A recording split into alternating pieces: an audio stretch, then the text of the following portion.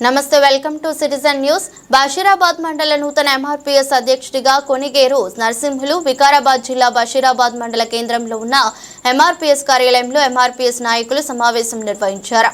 ఈ సమావేశంలో ఎంఎస్సీ జిల్లా ఉపాధ్యక్షులు కృష్ణ మాదిగ ఆధ్వర్యంలో సమావేశం జరిగింది। బషీరాబాద్ మండల ఎంఆర్పీఎస్ నూతన అధ్యక్షుడిగా కొనిగేరు నరసింహులను ఏకగ్రీవంగా ఎన్నుకున్నారు।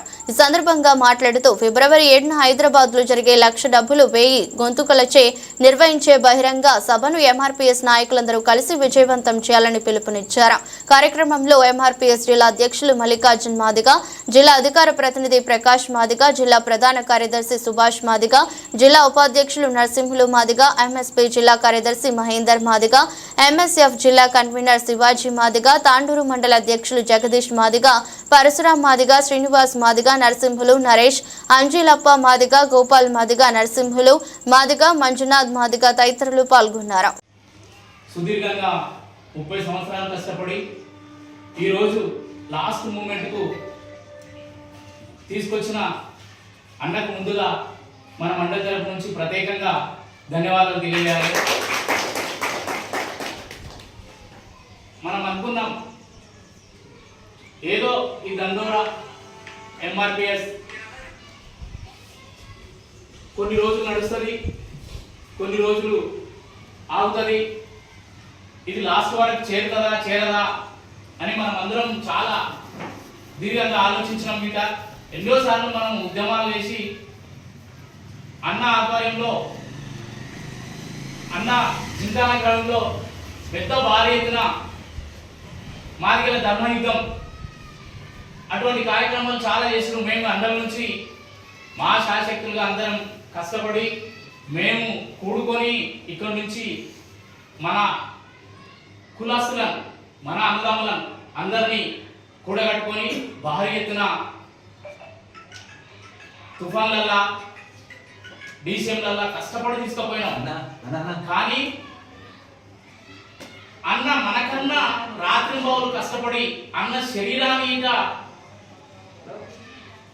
ఇప్పటికీ ఆ పరిస్థితి చూస్తే అన్నకు షుగర్ లెవెల్ ఉంది। ఒకప్పుడు అంబేద్కర్ గిట్ట ఇదే విధంగా జరిగిన అంశాలు మనం అప్పుడప్పుడు చరిత్రలు చూస్తున్నాం। ఆయన గిట్ట లాస్ట్ షుగర్ వచ్చి చనిపోయే పరిస్థితి వచ్చింది। అప్పటి పరిస్థితిలో చూసుకుంటే అన్నకు కాల్ ఫ్రాక్చర్ అయినా ఏదైనా కానీ మన బిడ్డలను వదులుకోలేదు।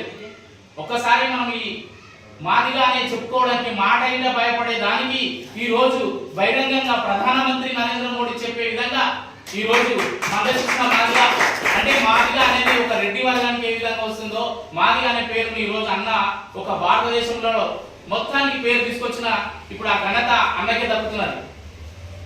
ఇంత కష్టపడి తెస్తే ఇంకా మన గ్రామాల లోపల చైతన్యం వస్తలేదు, ఎవరికో వస్తుంది ఎవరికో పోతుంది ఏమవుతున్నది అనే భావన మన మండల లోపల విలేజ్ల గ్రామాల లోపల ఇంకా అవేర్నెస్ పెరుగుతలేదు ఇంతగానమైనా ఇక కానీ ఎవరికి వస్తుంది? ఇప్పుడు మనం పోయే పుట్ట పిల్లలకి ఇప్పుడు జరిగే వాళ్ళకు ఏబిసిడి వర్గీకరణ అయిపోతే బి వస్తే ఒకసారి చంద్రబాబు పీరియడ్లా ఎన్నో ఉద్యోగాలు వచ్చినాయి, ఎన్నో అయినాయి, కానీ అది మనం అవగాహన చేసుకుంటలేదు।